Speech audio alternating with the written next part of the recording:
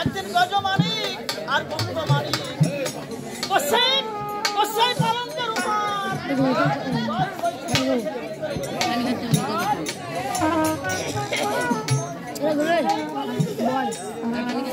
তার বাচ্চা জন্মগ্রহণ করে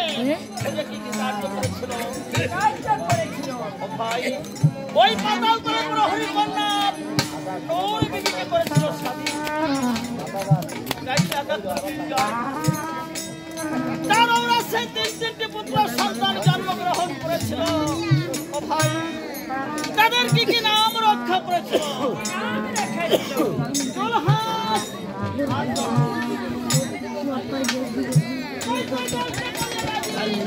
তাই এই ছোট পুত্রের নাম